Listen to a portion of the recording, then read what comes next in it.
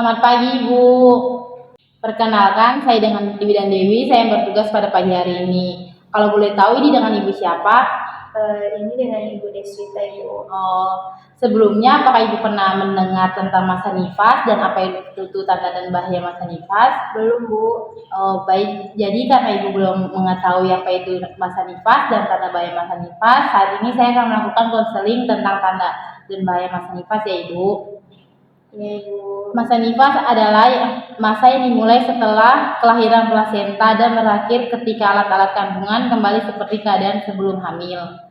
Dan tanda bahaya masa nifas adalah suatu tanda yang abnormal yang mengidentifikasi adanya bahaya atau komplikasi yang dapat terjadi selama masa nifas. Jadi Ibu, untuk tanda dan bahaya masa nifas ini ada 6. Saya akan menjelaskan secara berurutan ya, Ibu.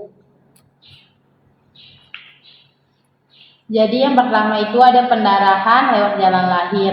Pendarahan postpartum adalah pendarahan lebih dari 500 cc yang terjadi setelah bayi lahir per vagina atau lebih dari 1000 ml setelah persalinan abdominal.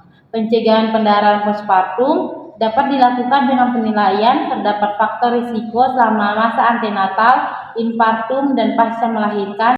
Yang kedua, itu adalah demam lebih dari 2 hari, suhu 38 derajat atau lebih yang terjadi antara hari kedua sampai postpartum dan diukur per oral sedikit 4 kali sehari disebut sebagai mobidilatasi puerperalis.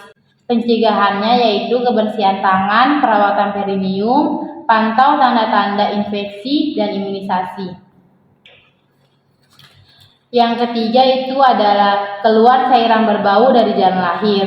Selama masa nifas dapat keluar darah dan cairan dari jalan lahir karena terjadi proses pembersihan sisa-sisa darah dan jaringan saat kehamilan. Pencegahannya itu teratur membersihkan organ intim setiap habis buang air kecil, saat mandi, dan habis berhubungan seksual. Gunakan pembalut nifas yang ada seratnya tinggi, bahannya lembut, dan tidak mengandung pewangi berlebihan. Dan di pakaian dalam Anda setidaknya 2 kali sehari dan perbanyak istirahat. Selanjutnya ada payudara bengkak, merah, dan disertai iritasi. Payudara bengkak merah disertai sakit bisa disebabkan karena bendungan payudara, inflamasi, atau infeksi payudara. Pencegahannya yaitu posisi menyusui yang benar, menyusui secara teratur, perawatan puting yang baik, konsultasi dengan ahli laktasi. Selanjutnya itu adalah bengkak di wajah, tangan, kaki, atau sakit kepala dan kejang-kejang. Bengkak pada wajah, tangan, dan kaki bila disertai tekanan darah tinggi dan sakit kepala atau pusing sangat berbahaya. Bila kejadian ini dibiarkan, maka ibu dapat mengalami kejang-kejang. Keadaan ini disebut eklamsi. Pencegahannya yaitu pemantauan medis, nutrisi seimbang, istirahat cukup, minum air secukupnya, hindari garam berlebihan, pemantauan tekanan darah. Selanjutnya itu adalah yang terakhir, ibu terlihat sedih, murung, menangis tanpa sebab atau depresi. Baby blues terjadi setelah melahirkan dan memuncak dalam beberapa hari hingga 2 minggu.